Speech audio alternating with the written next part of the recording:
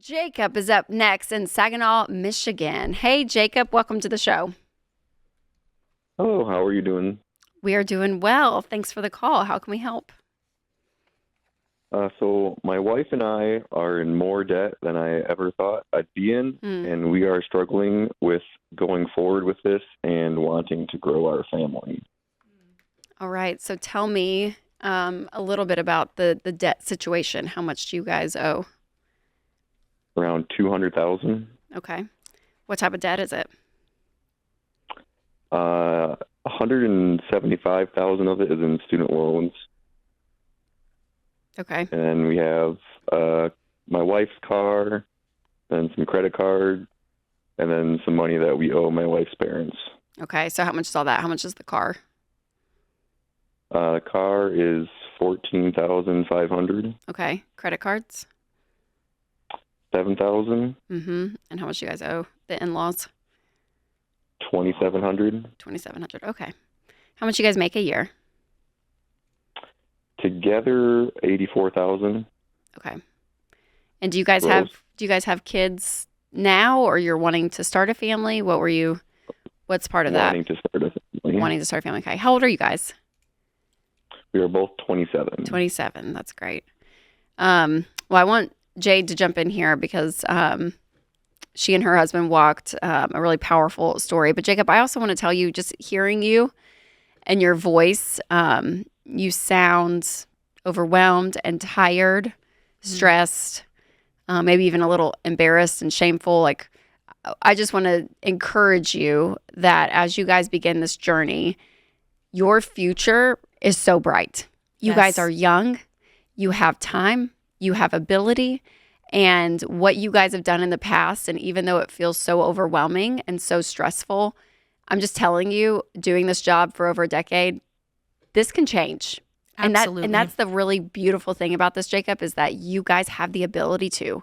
And so, Jade, what kind of encouragement would you give Jacob as they start this? Because it feels like a lot. I echo what Rachel said. You guys have time, and this does feel overwhelming. I mean, I'm not going to lie, it's a lot of debt, but it doesn't mean it can't be cleaned up. And I know that you guys can work this plan. And also, your income's going to go up. You're 27 years old, your income's going to go up.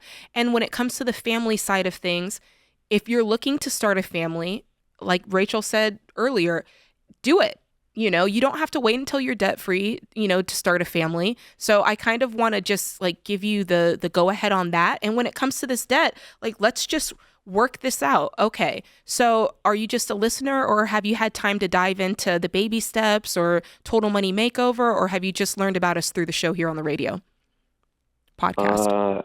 A coworker told me about the show in November, Mm-hmm. and I've been listening to the podcast and reading some books that I got for Christmas.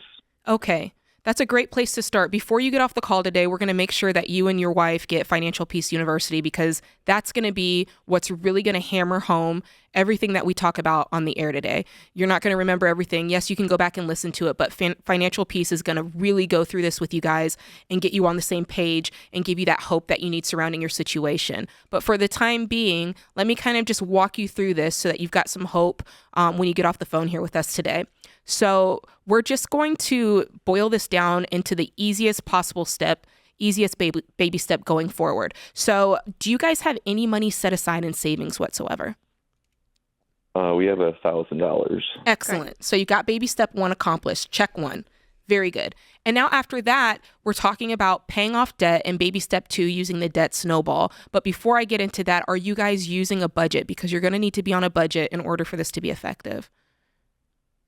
Yeah, we've been working through a budget the last month and a half or so. Are you using every dollar or just something else? There's spreadsheets that I make. Okay, that's totally fine. Okay, so with your budget, how much are you able to, after you've just paid minimum payments on all of your expenses, after you've crunched everything down, right? Because we want to decrease lifestyle as much as possible. How much do you have to throw out your debt each month? Right now, we have 1,100. Okay.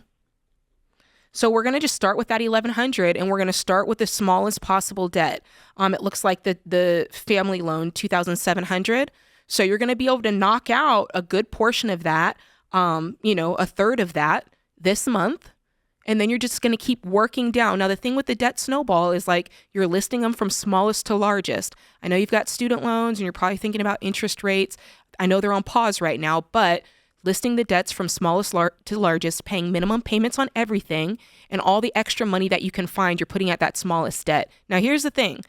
I want you guys working, because you can only lower your expenses so much, right? You got to get your income up more too. And it doesn't have to be long term. It can be temporary, but we got to get out of debt. When my husband and I were getting out of debt, we paid off $460,000 of debt, Jacob. And we had our regular jobs, but we were moving heaven and earth to get as much money in our monthly budget as possible. I'm talking about training dogs and selling cupcakes and putting tint on windows. These are the things that we were doing to make money. And here's the thing, you don't have kids yet. And while you don't have kids, that's when you can get out and really get your hands dirty.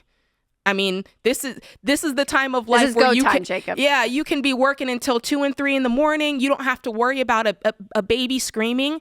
So please, please, please take advantage of this. And I'm not saying don't start a family, but I'm saying you got 9 months at least. That's right. That's right. You know what I'm saying? So Jacob, it's about, it's about how quickly you're going to move this needle. So. And we talk about gazelle intensity, Jacob, and you'll hear that in Financial Peace when you go through it with your wife. But there's the mindset of getting into debt is pretty easy, right? You sign your name to some paper, you're kind of just falling in, and it's just, we say you can wander your way in, but you cannot wander your way out. And so we talk about gazelle intensity because in scripture it says, if you have signed surety, my son, do this.